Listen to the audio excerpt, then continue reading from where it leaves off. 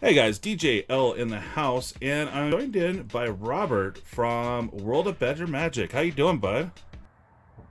Hey, I'm doing all right, DJ. Good to Yeah, be here. How are you? good man, and I appreciate you helping me out by being the guinea pig. I'm trying to ghetto rig here, so if it sounds bad, guy, blame me, not World of Better Magic. All right, sound good? I'll Sounds take that good. as a yes. Okay, cool. Let me get the essentials knocked out real quick. Do go by and visit my sponsor, guys, NorthValleyGames.com. They are awesome. They have tons and tons of Magic singles, Magic products. If there's anything you don't see on their website, feel free to hit them up. But at checkout, use DJL808 and get yourself 10% off. And I get a little kickback to the channel, and kickback to the channel is always awesome. Helps me buy more boxes, and of course, more giveaways, which giveaways are awesome. As you guys know at World of Better Magic, people love giveaways. I'm stoked. I'm going to be showing a picture. I just sent you the picture, actually, Robert. Those dice bags. You got them too, right? I did. Yeah, you guys are. Your logo looks pretty dope. You see the squirrel and the logo there? It's pretty nice, huh? Yeah, I like the red one best. Yeah, I'm keeping that red one. I think I'm gonna give out that green one for a future giveaway because it's pretty cool. That red squirrel on back's like way huger, but it looks gnarly. Karen's doing the job and she's doing awesome. They got bags done. You guys already selling yours? Yeah, we got a few buyers already. So World Better Magic logo. It's a little bit different than our original, but it works nonetheless. Nice. Yeah, so her main company is Artopia. She's let them go for at least for mine. They're $12 a pop. You guys just pay shipping. They let you change the color of the thread, so you can go green, red, whatever you guys want. I made sure to go red and green because I know I'm a lowly Jund player. So there you go. So for me, I'm like, yay, it's Yeah. thematic. So that's why it's all Well, Christmassy. Why? What do you play? oh, I just do a lot of modern and legacy. I'm actually into Pauper a lot too. A popper? We don't get too many popper Yeah. out here. That's cool. Uh, You just gotta know what to work around, and then you make yourself a killer deck. Oh, nice. Mainly at the local shop. It's like really huge into modern. And, they do the standard, but because standard's so broken right now, it's not so many people showing up. But, I love doing the drafts because it's still an even playing field. It's just based on what you draft. You know what I mean? Uh huh. Yeah, I hear that. It's like, yeah, I kind of stay away from standard because everybody wants to do the same thing, and it gets boring after a while. With modern, there's many different possibilities, many different combinations. What? I have one particular deck in common. I mean, just for example, Yeah. Shadowborn Apostle. A Hmm. lot of demons involved, a lot of killing things, bringing things to my end. It's me. Oh, nice. So you're stealing people's stuff and throwing mad demons? Yeah, it's either they pay life or I take their stuff. So Sweet. Sounds like my kind of deck. Nice. Yeah, me, I want to put out creatures, I want to kill stuff, and I want to be able to play the game. You know what I mean? So indeed. I'm not a big fan of blue. I don't like that you're just I mean, cool that you are efficient in your card draws, but honestly I don't see too many people playing blue that have win cons. So it's just like, okay. So you just want one round to go to time and that's it, or what are you doing, bud? Can I go take a smoke Well, and be back? I mean, what? yeah, just control the game. You'll take my turn for me while you're at it. Yeah.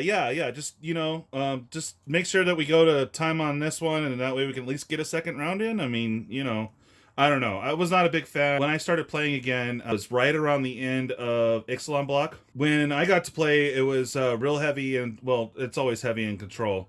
But I mean, those were the main decks. It was Azorius for days. Then we had Domineer right after that. So Teferi for days, and just couldn't do anything. You just sat there and watched them play. I would Of say something course. else, but I want to keep it semi PC, at least for our first interview. But There you go. watching them play it ourselves is just not that much fun, man. Tell me a little bit about World of Better Magic, man. I ran across you guys randomly. No one actually sent me to you guys. It just popped up in YouTube algorithm, and you guys popped up. I'm like, boom, I'm gonna hit you up and see if you guys want to work with me. And Well, yeah. um, Yeah, I mean, World Air Magic got started May of this year. What happened was Dakota Cook, who's actually the admin slash owner, decided he wanted to have some fun breaking packs, starting a community, just having some fun. Yeah. And I joined him day two, and it's been this big thing now where we're just hitting people with a bunch of boxes, showcasing a lot of the Wizards product. Nice. Getting people on board, doing a lot of giveaways. They have a lot of giveaways going on right now, just trying to get people involved. Yeah. Yeah. So, Well, have you guys found the happy balance? Because I think I started a little bit before you guys. You guys blew up a lot more. Obviously have a little bit more capital than I do to get those box opens and stuff like that. yeah, actually, starting probably the next few months, we're actually going to be putting a little more capital into the group. Okay. We're getting a lot of older. We're going to be getting a lot of older sets. Some. Oh, nice. Maybe getting some subscription boxes from other places, kind of showcasing them, giving them the thumbs up and thumbs down, and kind of help you with the buyer beware, buy this, don't buy this type thing. And okay. Yes, it's going to be very exciting. Big things happening. Nice. You guys stoked for anything in Kaldheim? Oh man, Snowlands are going to be the thing. They tried that in Cold Snap, but it didn't quite work out. But I think now is the right time with all the bring the snow-based stuff back. I'm not a big fan of the whole saga cards, so you have to wait things out per se. But I guess people who have control or whatnot, they can wait it out. But I'm not that kind of a patient guy myself. That's just my opinion. I've seen a lot of modern decks played, and it's pretty much you either win by on your turn, first turn, or second turn is what I've seen a lot of. I mean, is that how it is, or do you actually get to play a little bit more in your area? Because the local metas are different. Well, I mean, modern in my area is, it's more of a friendly thing. I mean, if you want to be competitive for modern, there's not a whole lot of turn one, turn two win cons. Okay. But if you go into vintage and legacy, yeah, that's where the power is. Okay. So I've been doing Magic since '96. So nice. All about the Channel Fireball. Okay, and the pro net deckers. I don't know. Correct. I'm not a net decker. It shows because I'm pretty sure my record is whack. But I want to build something from the ground up. If I lose with it, oh well. But it was mine. Or if I win with it, at least you're creative. Yeah, exactly. I mean, that's part of. I think that's like, I don't know. For me, 75% of the game is making that deck. Then you play it and it actually works. So you're like, hell's yeah. That's more fun. And if it doesn't work, you can always improve upon it. Yeah, exactly. It was fun running into you guys, and I hope that we'll work together in the future. I appreciate you coming in on this impromptu interview. Sure, I don't mind helping the magic community out at all. I knew I threw some whack ideas at you at the first get-go. You guys like, what is this guy talking about? You want to go into some spoilers? Sure thing. Okay, so we kind of chatted before we decided to get into this. So what we're going to do is we're going to cover 6 of the leaked cards. So these aren't leaked by us. I want to definitely throw that out there. These are the best pictures I was able to find online. So I'm going to start off with Arnie, Broken Brow. And okay, it looks like, okay, is that a horn or does he have something impaled in his head? I think he's just something in his head. Okay. So we got Arnie the Broken Brow with something, Broken Brow, excuse me, with something impaled in his head. It's a legendary creature, human berserker. It's got haste. It is a 3-drop, so 2 colors, 1 red for a 3/3. That's not bad. Boast for 1. You may change Arnie Broken Bell's base power to 1, plus the greatest power among other creatures you control until the end of turn.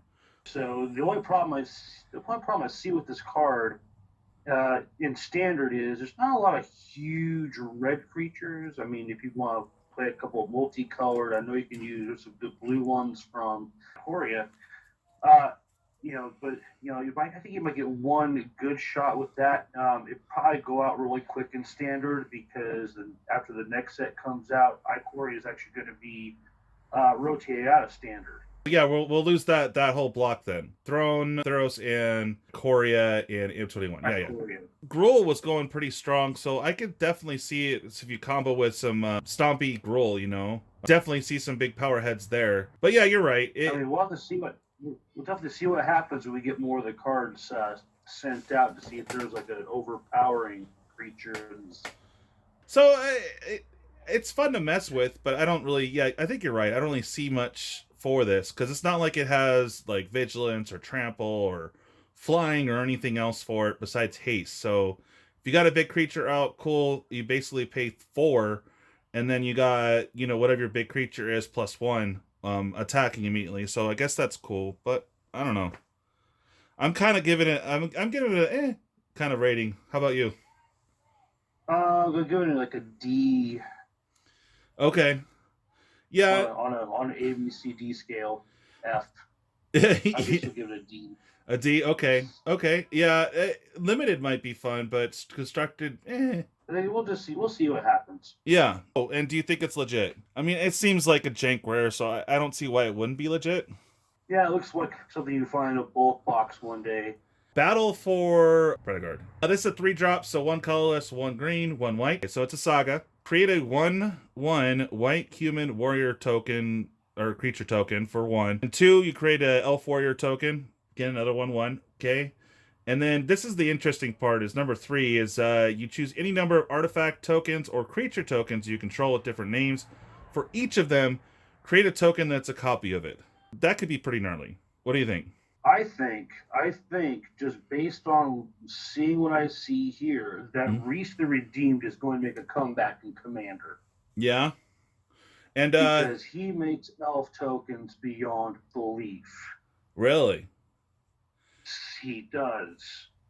And because of that, if you can wait this out for a few turns, you have some good mana elves like Lenore Elf, Findhorn Elf, Quirion Elf, those ones that just produce next turn.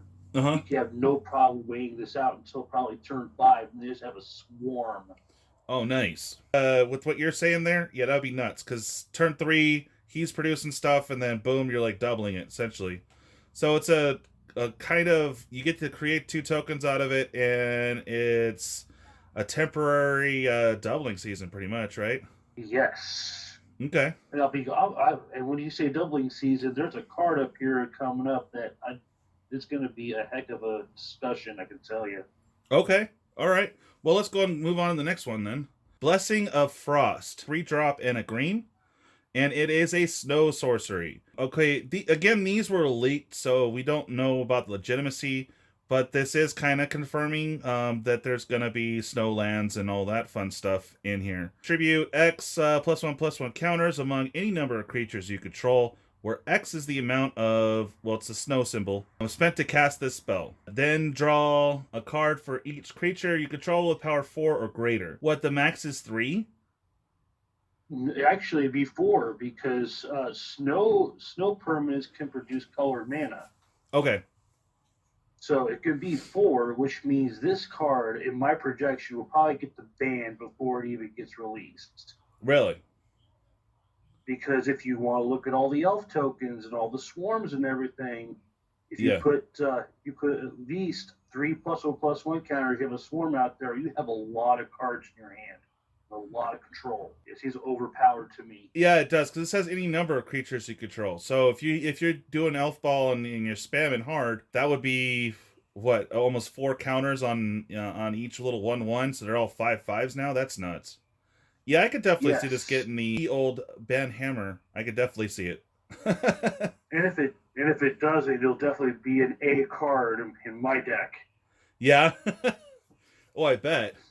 Well, you're modern though. How are you gonna get to 4? Well, I mean, you'll find a way. If you know when to slow down a game, you'll find a way. And besides, you have elves. Elves produce mana, so yeah, that's true. You're in green. You're right. Okay, so this one, a lot of people thinks it's fake. Elish Nord Harsh Ruler. Just been floating around the Facebook boards and Reddit, And I don't know. The Phyrexian symbol looks like it was drawn by a fourth grader. I say fourth because they finally figured out how to use a computer and stuff. You know what I mean? Do you think it's legit? I mean, the picture itself looks like it's from something else. That not Peter Pan. Was it Alice or something? It's that weird one. Yeah, I'm not sure, to be frankly honest with you. I mean, the first, if you want to go through the card description, well, we can discuss it here in a little bit. Okay, yeah, for sure.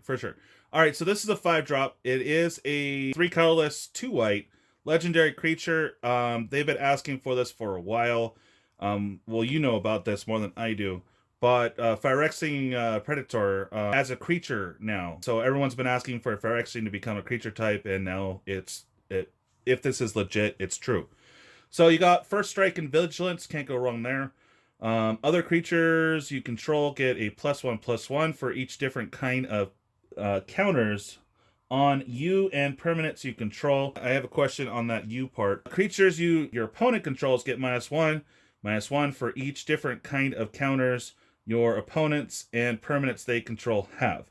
So wording's really weird. So how are you getting counters on you? I mean, you heard. I'm just saying that you can actually receive poison counters on yourself if some. You ever heard of? There's some legacy creatures that if they did combat damage to you, you would receive poison counters. So that's considered a counter. Ah, okay. And you only need like 10 of those to lose a game, and instead of just taking 20 damage. Gotcha. Okay. Yes. Okay, so that's the only counter that you know of, right? I mean, there's other ones that probably because I was actually out of Magic for a few years before coming back. Just this year for Ikoria. I think Poison's the only one. There are others. Okay. But you'll have to like look for them. Okay, so but I just don't think this card is legit because that is just way too overpowering. Well, if you were playing a lot of cards from Ikoria that were throwing flying, trample, and other counters, I could see that happening. I don't know, because, well, at least for Standard, there's not going to be any poison counters, unless they bring it back out in this set. So there's not any counters on you necessarily. Ikoria added a lot of that to where you could throw a flying counter, a death touch counter. So if you were playing a deck off of that, and happened to be playing white too, I could see, I'd have to pull it out, but I think there was 8 different counters that you can do? Yeah. Lifelink, death touch, trample, +1/+1. Uh-huh. -1/-1. Yeah. Flying. Yeah. Basically, any ability you had could have a token on it. Right. Double strike, first strike. Right. Okay. But it seems like a lot of work to get that to work, though. So I don't think it's that broken if it is legit. But the Phyrexian symbol, it looks horrible. It looks like it's really bad graphics and they didn't get the line straight. All right, let's move on to the next one. The funny thing is that Phyrexian symbol, it actually is supposed to be a little bit curved. Okay. Just slightly. This one, they got the curve too much, I think. All right, well, we'll see if that's legit or not. I don't know. The wording on it's just really funky, too. Now we're getting to my favorite, and I'm wondering, the picture quality on this one's pretty good, so I don't know if this was from, I don't know where it's from, to be perfectly honest. But this is the Toski Bearer of Secrets, and I freaking love it, of course, because it's a legendary creature, Squirrel. Spell can't be countered. It's indestructible. Oh, sorry, it was a 4-drop, so 3 colorless, 1 green, for a 1/1. Alright, so indestructible 1/1. Ooh, okay. Bearer of Secrets attacks each combat if able, so it's constantly going.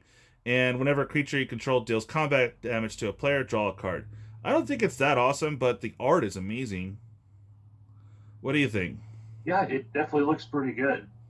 Looks pretty, what do you call it? Nordic. Kind of. I know. Well, with this one, it looks like.